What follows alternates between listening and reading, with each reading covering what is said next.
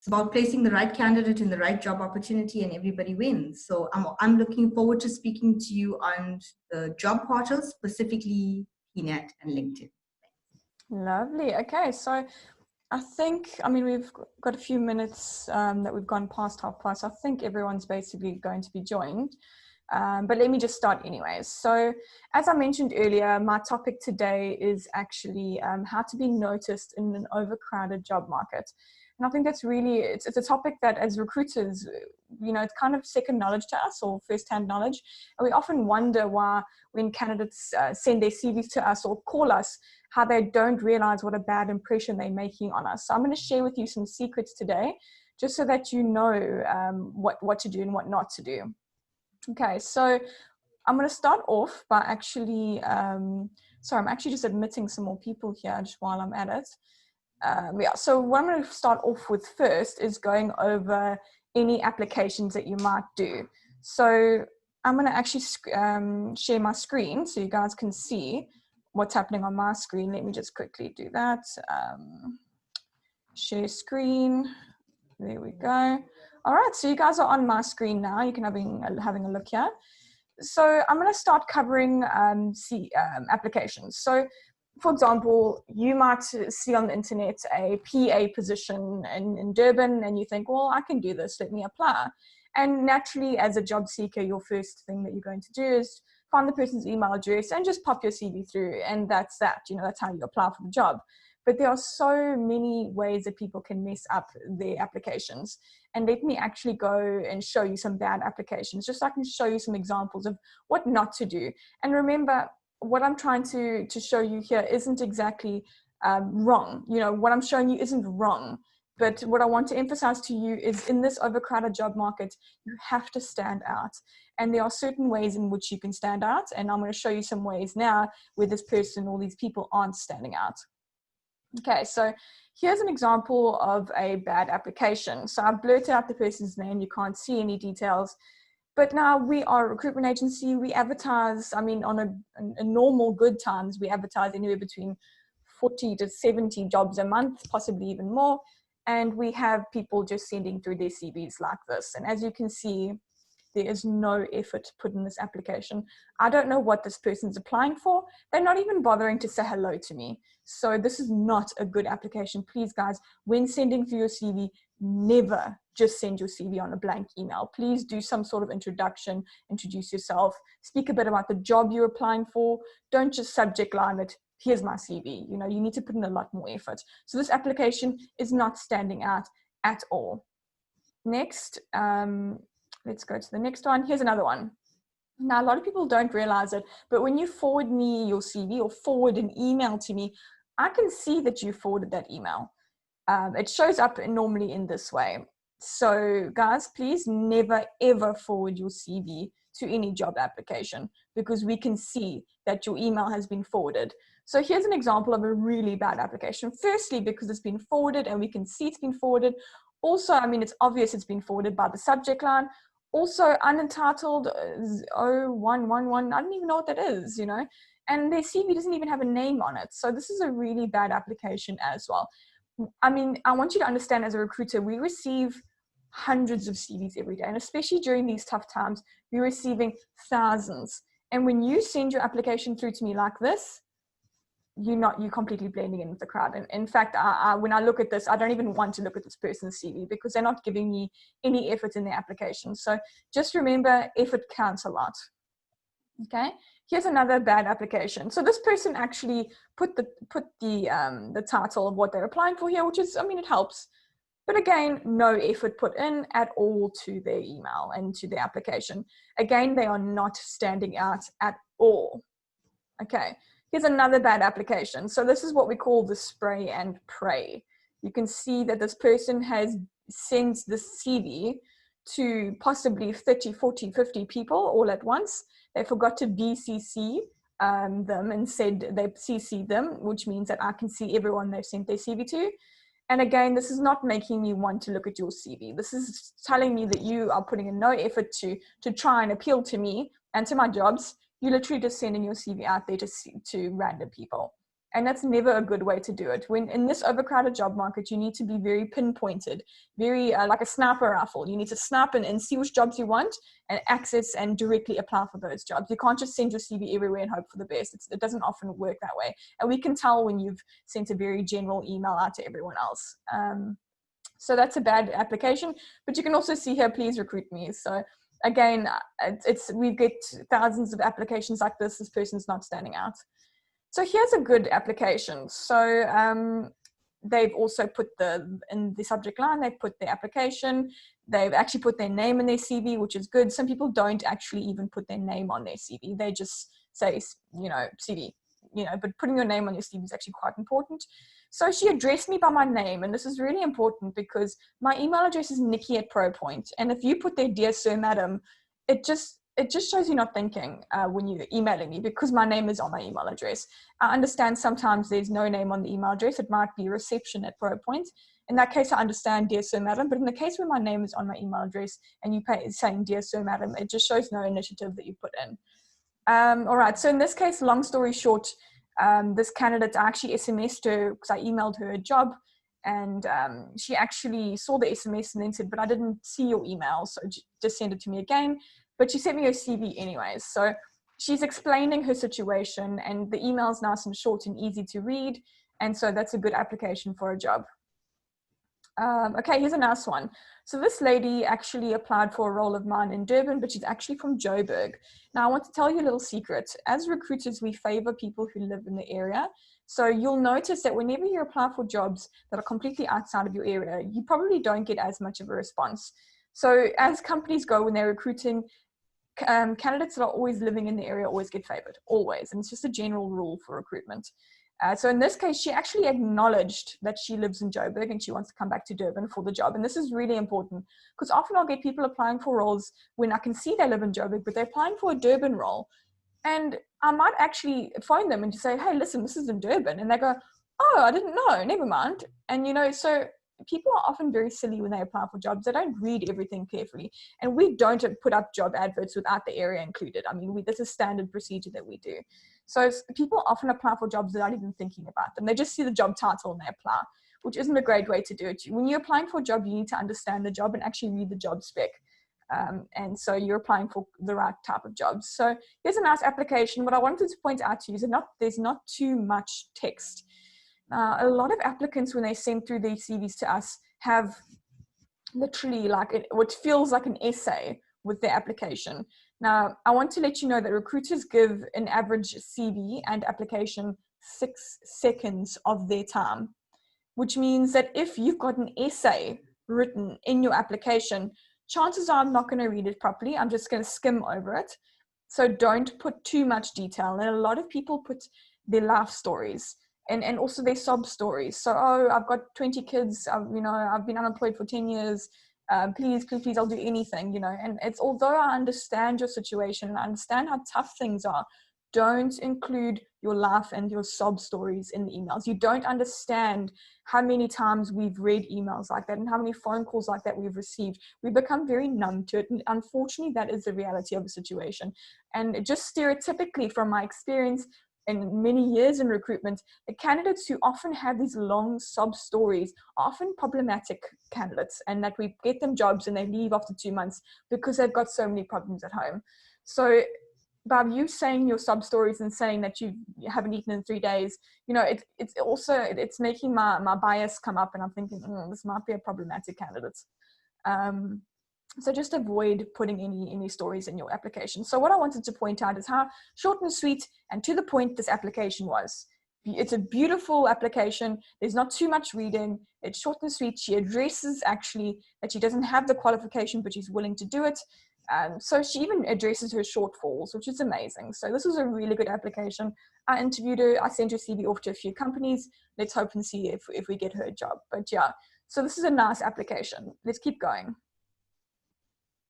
Okay, so this is also a nice application, although she could have made it better. So again, I'm here to teach you how to stand out. This is a nice application, although my name's missing, which, I like to see my name there. So that's something that's missing. She also included some extra documentation, which is great, but she didn't put her name on her CV. So I mean, that's also, it's not the end of the world, but it's something nice you need to do. And she addresses the job she's applying for. She even mentions what she's currently doing. The most important thing to look here is that she's not, it's long stories here, no long stories. She addresses the job very simply, and voila, that's her application, which is a good application. This is what I like to see. Nice, short and sweet, not too much reading. Okay, so I think, I don't know if I've got any more. No, I think that's it. Okay, yeah, that's it. So those are my applications. So I want you to, when looking back on these applications, you can, because we're doing a recording, you can even, I'll send everyone the link afterwards, but you can look back on these applications and I want you to see the difference. Now imagine we are getting thousands and thousands of applications and I get this coming through and then I get that coming, I'll show you now, and I get this coming through. You can see the difference. I actually want to look at this person's CV, whereas the other person, I don't want to look at their CVs. It just, you know, when I see this, I just think, oh my gosh, they put in no effort. It's probably going to be a bad CV anyways. And you know, it normally is. So I know people often think, no, just give me a chance, just give me a chance. But as a recruitment agency, we can't take chances. Companies are paying us to find them candidates, but we can only send the best of the best of the best. And if you aren't the best of the best, chances are it's going to be really tough for you to find work. And so I want you to pay careful attention to when you're sending your application off to people.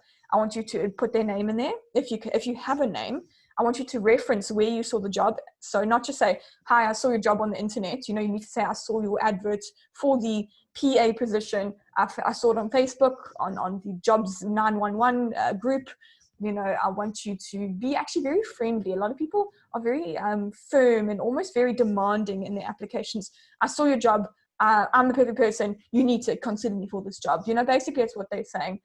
But if you add some sort of humor or something friendly into the email, I mean, I've often had people emailing me saying, hey, Nikki, I saw your job for the PA. No, it's and they might even include something like the weather. It's such a cold day today. I hope you're keeping well and warm, you know, whatever. So something nice and friendly to make a difference, because we are staring at our computers and our emails all day, every day.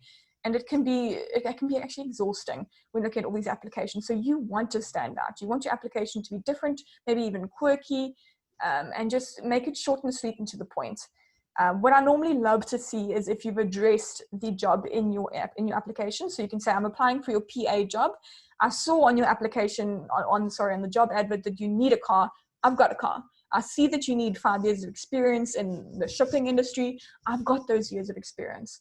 And even if you address your shortfalls, like that other application I showed you, which you didn't have the one qualification, even say, listen, I know you needed a BA degree. I don't have one, but I'm currently doing one, or I plan to do one, you know, something like that. Address the application in there, because what often happens as recruiters is we're scanning through so many applications that when I see one that actually addresses what I'm looking for, and they say, oh, I know you need this, I've got that. Oh, I know you need this, I've got that. You know, that makes my day. It makes my life easier as a recruiter, and I'm excited. I'm going to look at your CV, and I'm going to probably give you more time when I look at your CV. So let's go through some CV applications. So I'm going to open this up here. Let's go through some bad applications first, some bad CVs. So I want you to understand that not everyone has money to make a fancy CV, and that's absolutely fine. I'm actually going to show you some free methods that all you need is internet connection, and you can actually make the most beautiful CVs. But people often feel, I don't have money to make a CV, therefore I'm just going to send the application or send the recruiter this. And this is what I've been getting. Now I've removed all the details, so I don't want you to think this is a CV that I made. This is actually someone's CV that they sent me. I just removed all the details. But looking at the CV, remember, I receive thousands of CVs. This CV is so plain and so boring. And so, I mean, even here, a receptionist actually had the company name, address. I mean, that's unnecessary. Duration, again, I don't know how long it was.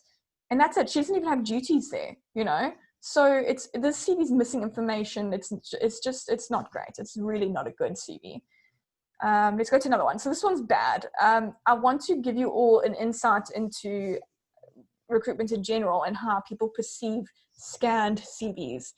I don't know why, but it is a general stereotype that scanned CVs do not receive as much attention as, you know, a Word document or you know, a properly written out CV.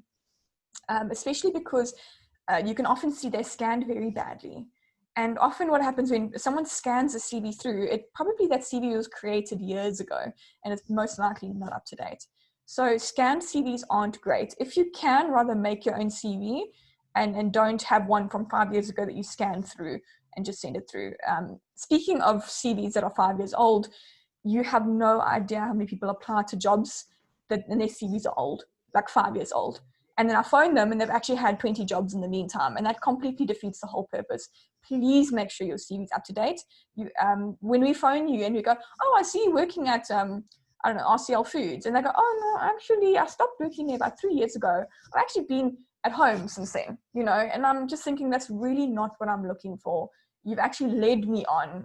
You've basically lied to me, because a CV is an official document. If your CV is not 100% up to date, you are lying to the person, basically. So please make sure your CV is up to date. But anyways, back to a bad CV. This one isn't great. I mean, when I look at the CV, I just think, okay, probably got another 100 just like this waiting for me. It's not creating a good impression. Again, there's nothing wrong with it. I don't want you to think I'm discriminating against scanned CVs. There's nothing wrong with a scanned CV, but you're not standing out. And the whole point of this is for you to stand out. Okay. All right, so let's keep going. So that is also, here's another bad CV. So again, I want to point out to you that their CV wasn't even named after them, which isn't great. And here, like, this is something so odd I want to chat to you about, but alignment matters a lot. So remember, we processing huge amounts of information, huge amounts of data. And when something isn't aligned, it just somehow just doesn't sit well, So here in this case, this person, I left the first letters of the text so you can see the alignment wasn't there. Okay, and it's also a scanned CV, which again, it's not great. Okay, and then also what I wanted to point out to you is here they were listing the employment history, and each one's actually different. So here they've listed a contact person, here they haven't. Also not here.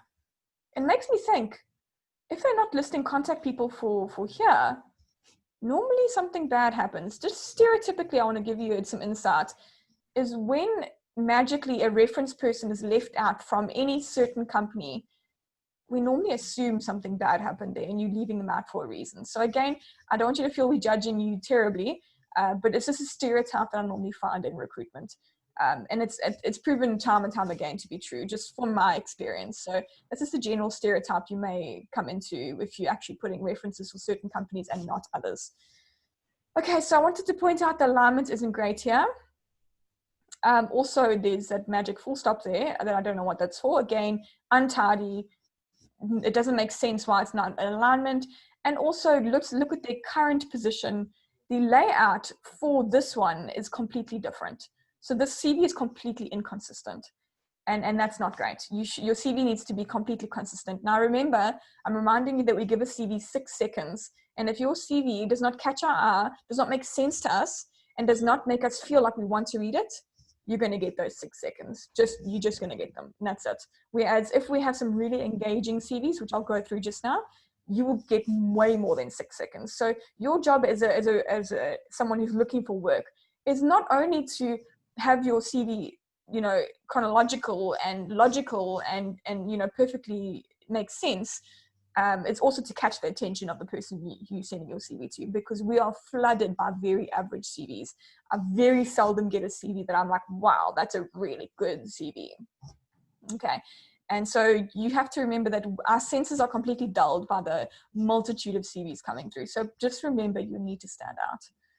Okay, so here's actually a good one. And this is what I want to show you is everyone goes, oh, I can't use fancy programs to make CVs. I'm at a disadvantage. There's no ways I'll ever be able to stand out because all I know is Word. Here's an example of a nice Word CV. So she actually placed a picture in her header. And it's a gorgeous scene. So some people go, Nikki, why must I put pictures on CVs? Like, this is not professional. But as a recruiter who stares at CVs all day, black and white, mostly scanned, this picture is awesome. It just breaks the monotony of all the CVs.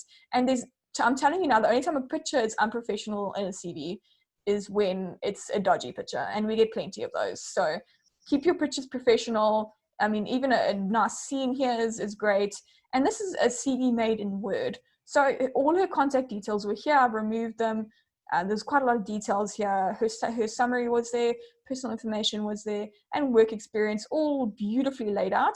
What I also want to point out to you is that she made use of bullet points. Now remember, we read a lot and we have a lot of text, and often big chunks of text, like essays. You know, it's exhausting to read so much. So when someone uses bullet points, it actually helps with us reading. It almost breaks things up into little bite-sized chunks for us to read. So I want you to, when you're listing information, please use bullet points. It just helps us read a lot easier. Okay, so I think that's a good CV. Okay, so what I want to touch on actually is something brand new, and this is innovation. This is what we've actually been doing in the past month, and it's had a huge success. So what I want you to think about is being different. You know, a lot of people send us their Word document CVs, and that's that. And, you know, we see thousands of them, so that's fine. But here we tried something brand new, and this is what we called a video top talent. So what we had our unemployed candidates do is send through a video of themselves, just introducing themselves. And I want you to remember that these candidates that we have exposed and marketed here are highly, highly sought after skills. So we knew we'd be able to help them and get them a job quickly and easily. So we've done this for her because she had such a sought after skill that we're kind of helping ourselves, but helping her at the same time. So we marketed her through to our clients. And what we did was we actually took that video and we attached it to her picture. So, I mean, I'll show you the program that I used for this. It is completely free, so you all can do this. There's no excuse. We attached her video to her picture. So when the client clicks on this picture, she pops up and she says, "Hello, my name is Susie, and I am this and this, and I'm glad to meet you. And please, I'm looking for work like this." And I can tell you, it made such a difference. The clients freaked out about it. Now, I know you're thinking, this is brand new. This might not be professional. I don't know if I'm comfortable doing a video, but trust me, it made a massive difference. All our clients now want videos with all our CVs because they loved it so much. So think about it. It's something that you can do. Attach a video to your CV. And in fact, people don't like reading a lot. So this would be actually a really nice one-pager CV where she could send this to her client, and the client would go, "Okay, this has caught me. I'm interested now. Let me watch her video.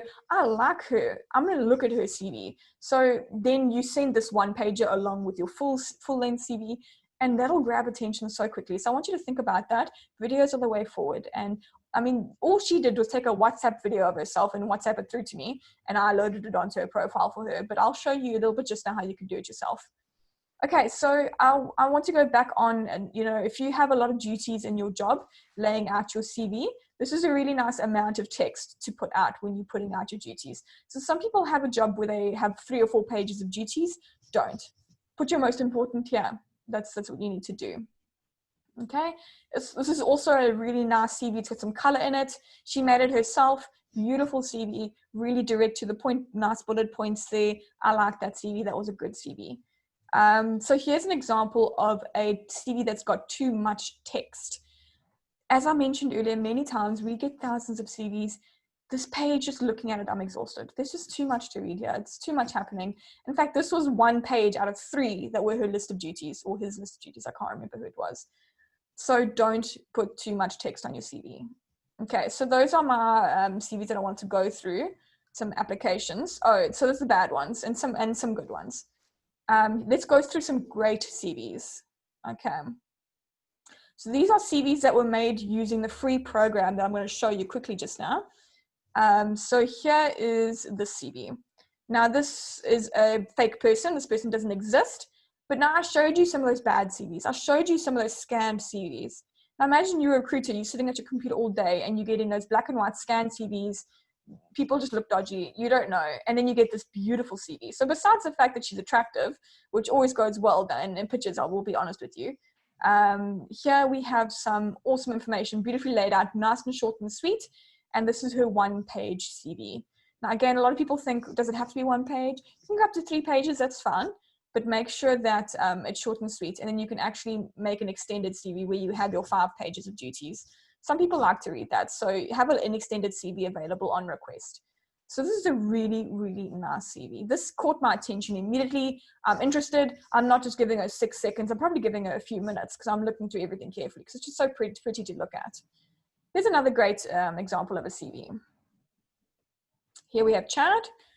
I mean, just look at his happy face. That just, I want to give his CV more time. Like, it's just such a nice picture. It's so nice and friendly. Everything is here. Everything I need is here. You know, it's such a great CV. So I want you to see the difference. I look at these CVs, and then I get CVs mostly that come through that look like this. And you know how sad that makes me? It's because your CV is such an opportunity to create such an impression on people, and you're sending through Word documents with 3 letters on them. You know, it just doesn't make sense. Here's a beautiful CV. Here's Jamie. Again, she didn't use too much color, so you can actually make your CV how you want it. So here's a really nice CV. I'm actually going to rush through the last bit because it's going to come up to Rose's time now. But also, here's one without a picture, so don't feel like you have to use a picture. But she's an interior designer, and you can see there's a lot more design that's taken place in this CV. Also, she put her social media links. A little tip I want to give you while I'm quickly going off to another thingy is put your social media on your CVs, because we will stalk you on your social media, and just make our lives easier and just put it on your CV, because we will want to see your Facebook. And you know, your Facebook does count. We will stalk you on Facebook. And if you have any dodgy stuff on Facebook, please just don't do it. So while I'm on that topic, remove all drinking pictures of yourself on Facebook, remove all dodgy photos, even if it's a duck face photo. Rather make your Facebook professional. If you really want to keep your Facebook unique and you, rather create an alias. And, you know, like for example, my name is Nicky Henderson. I might create one, I don't know, Nikki something, I don't know. And then that will be my alias, and all my close friends will be on that one, and then I'll put all my dodgy stuff on there. But for professionality, clients will, I promise you, they will look at your Facebook. Please keep your Facebook neat and tidy.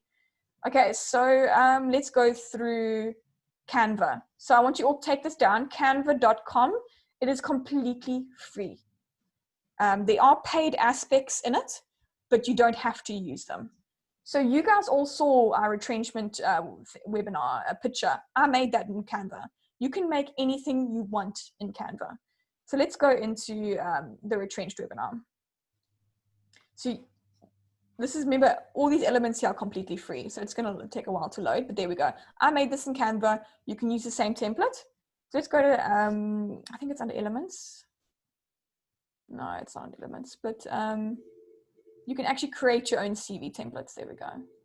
So as you can see here, there are lots of sort of pre-programmed templates, but these are actually not for the right thing. These are actually for my poster that I was making. So let's go back to where I can show you where to find CV templates. We're going to go resume. Okay, and you can open that up. Remember, this is free. It just takes time, that's all. And all those CVs that I showed you, here they are. Like there's Millie, there's Jamie, there's Chad. These are all here. You can literally just click on it, take out his picture, add your picture instead, and you can completely edit everything. So canva.com, you have no more excuses. No more, you can't say you don't have money to do a CV. Look, as long as you have internet, you'll be fine. But you can make your own CV. Everything here is completely customizable. And you can even take a template that someone else has done and do it. So I'm going to quickly round off and just mention that the point of this or my part of this seminar was to teach you how to stand out in the job market. I don't want any of you to feel like there's no way I stand a chance. I don't have time to make my CV that beautiful, you know, but it's fine. You can send your Word CV to me. That's absolutely fine, but you won't stand out. You'll be blending in with the rest of the crowd. So you want to stand out. You want to put more effort into your applications, and that's the important part. So yeah, that concludes my part of the seminar. I'm going to now hand over to Rose, who is helping speak about social media and LinkedIn and Pnet to help you find work. So Rose, over to you. Thank you. Okay, so, you know, as Nikki is saying, the main focus of these webinars is to just make our candidates stand out. I mean, it is a candidate flooded market. And what we're finding is our clients or employers are becoming more and more particular about who they want to employ within their organizations. A simple example is about an admin clerk role or a finance administrator, and I've sent CVs. The client asked for 6 CVs because she just wants to make sure that she gets the best for her company. So in light of the fact that clients or employers can be that particular, I think it's important for candidates to be able to stand out in order to improve your chances of getting into a role. We often recruit or interview for talent within our office. So it's not just, we don't always just call you when we have a position come up. Sometimes when your CV stands out, like Nikki's just been through, I might just decide to interview you because I would feel like you're a candidate that I can place with a client of ours. Now remember, we've got lots of clients throughout Durban, and there's 6 of us in the office that all recruit for different clients. So when we decide you are top talent or we want to market you through to our clients, you are getting exposed to hundreds of clients. So taking the time to stand out and taking the time to invest in this process is very, very important. I'd like to believe that we are very respectful throughout the process. So we expect the same out of our candidates. And if we find that you're not respectful in the process, then automatically we're not inclined to send you through to our clients who we wanting to make a good impression on as well. The topic of the seminar was retrenched, or are you in the process of being retrenched, or whatever the case may be. So I just want to highlight, if you are being retrenched or have been retrenched, it's important to put an explanation on your reason for leaving your last employment and not just say retrenched. So retrenched due to the company downsizing, 40 people were retrenched, division closed down, retrench using the LIFO method, which is last in, first out. That's important because remember, companies also use this time to get rid of employees that don't add value to their organization. And it's sad to say, but it's actually the reality of the situation. A lot of companies get rid of employees that don't stand out and are not their top achievers within a company. So for us, retrenchment has unfortunately a bad connotation to it sometimes. So just put a bit of an explanation in terms of your reason for leaving. So specifically, the portal that I'm going to speak on is Pnet and LinkedIn. Job portals can be a little bit intimidating if you've never used it before. So I just want to put your mind at ease. These portals are very user-friendly, and you're going to see now I'm going to show you the portal, and it just links in with the next section. Each section links in with the next section, and it's very user-friendly. So I think invest the time and get your CV onto a portal, because that ultimately makes you findable when we are looking for talent as well.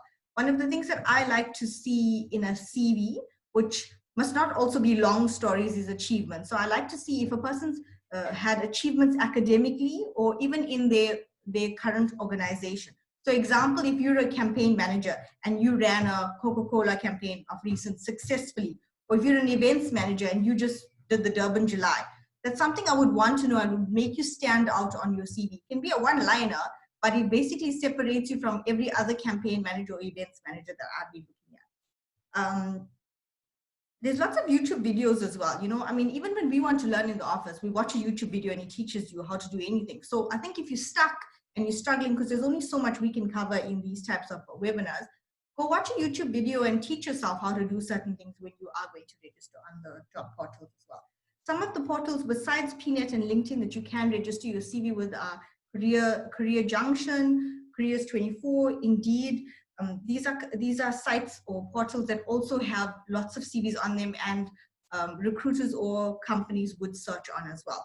The other thing I like to encourage my candidates to do is, if you identify a company that you'd like to work for, go onto the company website and take the time to register your CV on, because lots of times companies would look on their own website or their own applications before they come to us, or they look on Pnet or LinkedIn, and then look at a few recruiters who you believe are the leaders in the market and register your CV through with them as well. So that's just a few things before we get into Pnet. Just some facts on Pnet. There are about 9,000 recruiters that use Pnet. Pnet posts over 250,000 jobs daily. There are over 2 million CVs on Pnet, and it's the second largest portal, that recruiters and employers use when they are looking for candidates. It takes you about 30 minutes to register your CV on, but it's worth the investment, because what Pnet does is, thereafter it suggests jobs that you can apply for. So it's called job alerts, where it'll come onto your phone or your email or wherever you've put Pnet onto, and it will suggest jobs. And if you feel like that's a job after you've viewed the job that you want to apply for, it's as simple as clicking apply, and your CV and your profile would go to the employer or to the recruiter. So the time that you invest in logging your CV on becomes worth your while.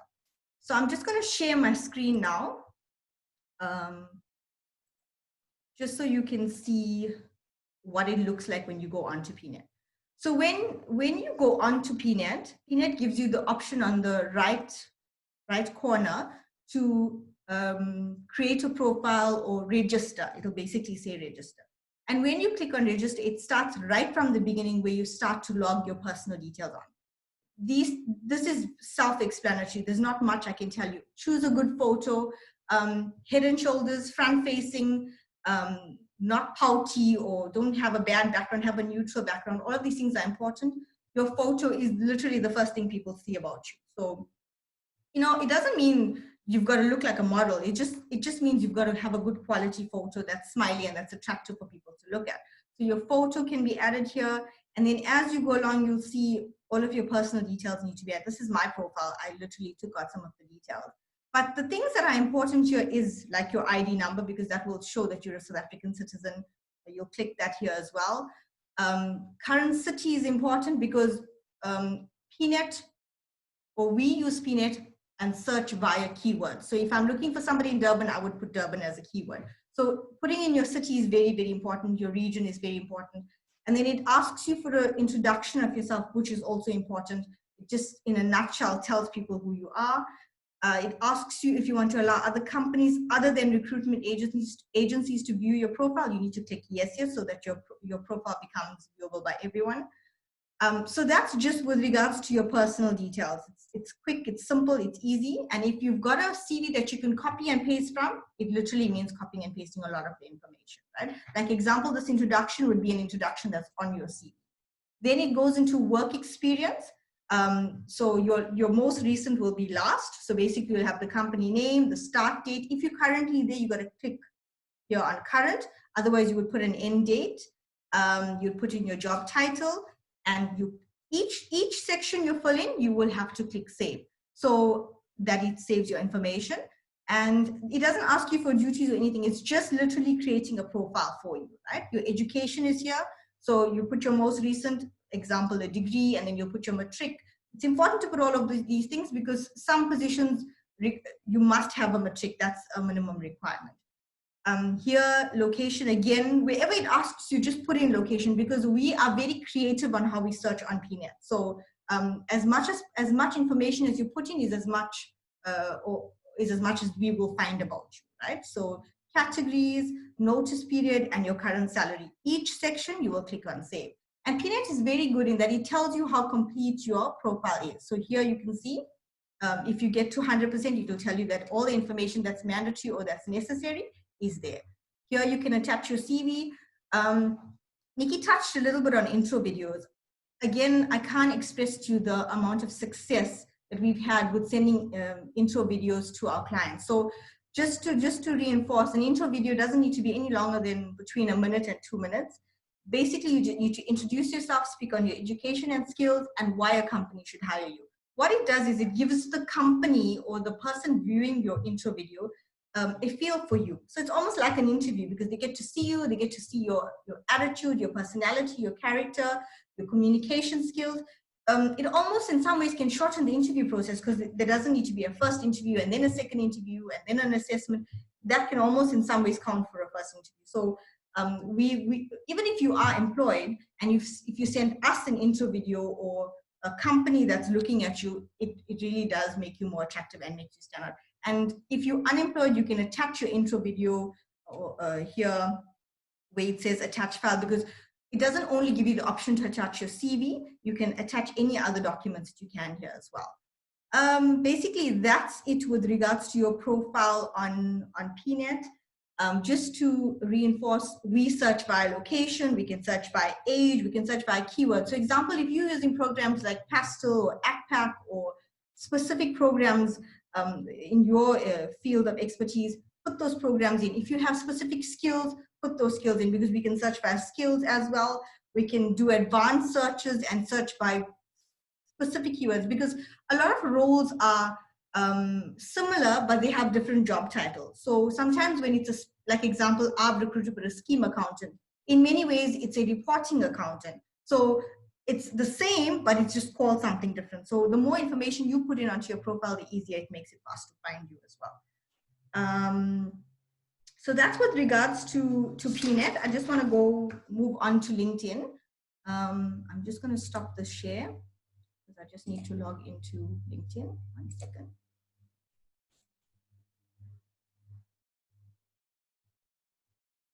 Okay. I'm going to share my screen now. Okay, so I am on a LinkedIn profile. It's actually my colleague's profile because I'm on her computer, but it's basically the same for everyone, right? So LinkedIn is a professional network. It's not a job portal per se like Pnet, but it's become the more preferred search method for recruiters or companies to find candidates that sometimes may not even be on Pnet, right? So basically, when you go onto LinkedIn, it gives you the same option of creating a profile. If we just look at Tracy's profile.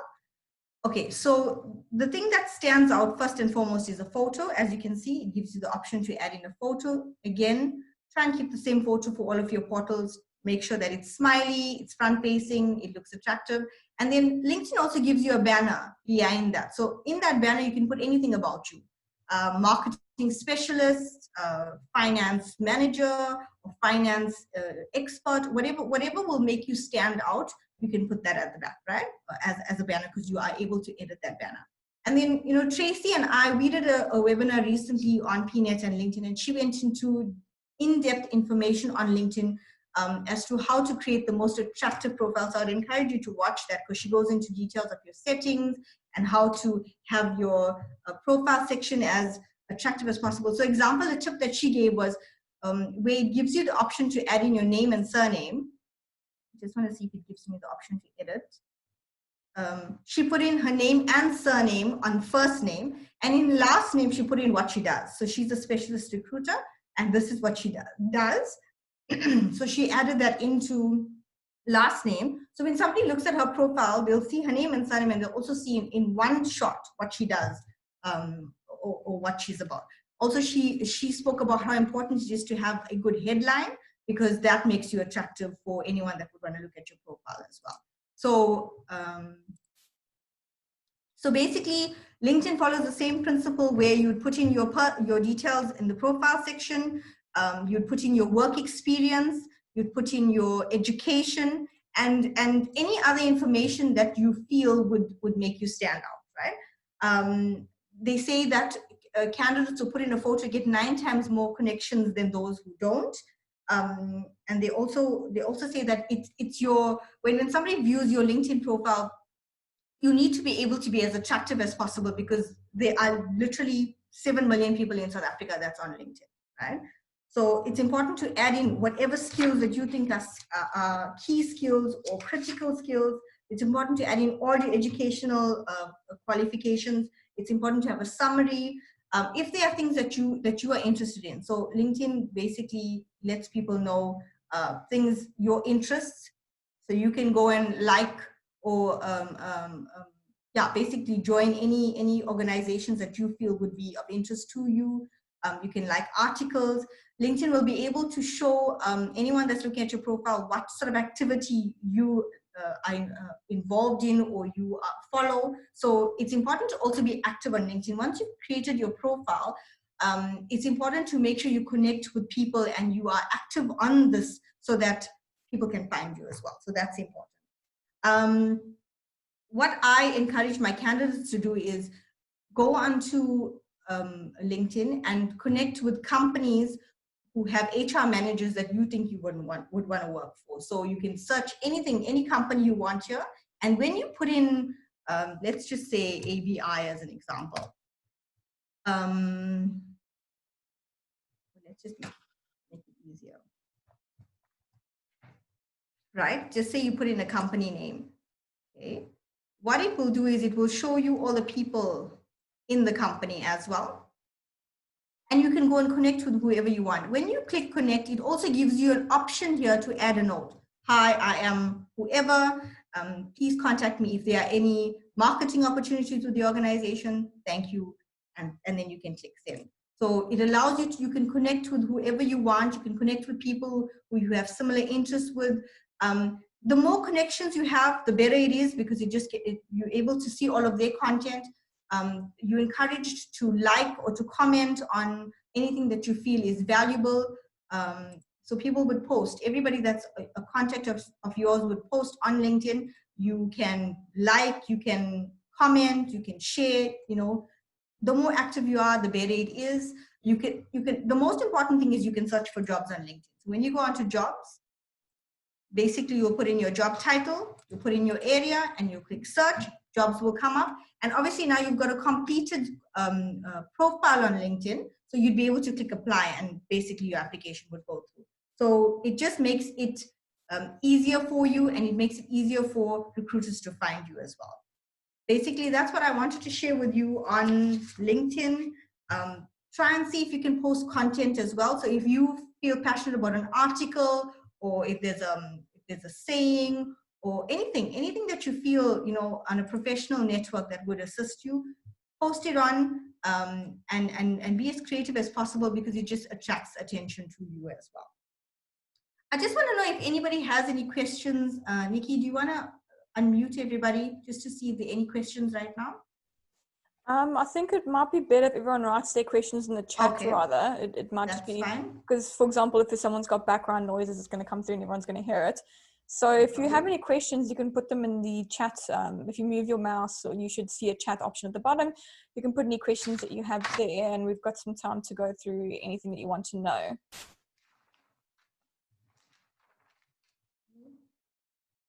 Okay, otherwise, yeah, so the point of this webinar, so this is a really good question. So is it safe to put your ID number on LinkedIn or Pnet? Yes, I would say so. I mean, some people aren't comfortable putting their ID number, so I would suggest putting your first, I think 5 or 6 digits. It's normally for your birthday. That's absolutely fine. Just make sure, I mean, some people, I've had a lot of times people don't feel comfortable putting their ID number, but realistically, we can't do anything with your ID number anyways. We just kind of use it for candidates who have the same name, so we can tell who's who.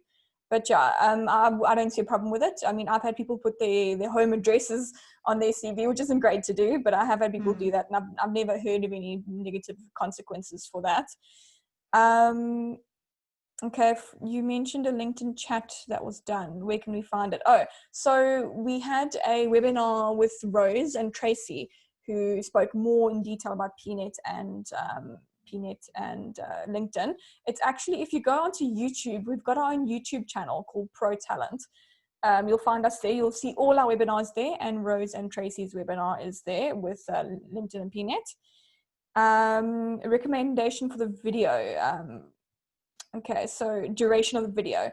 So again, your introduction video should be 1 to 2 minutes.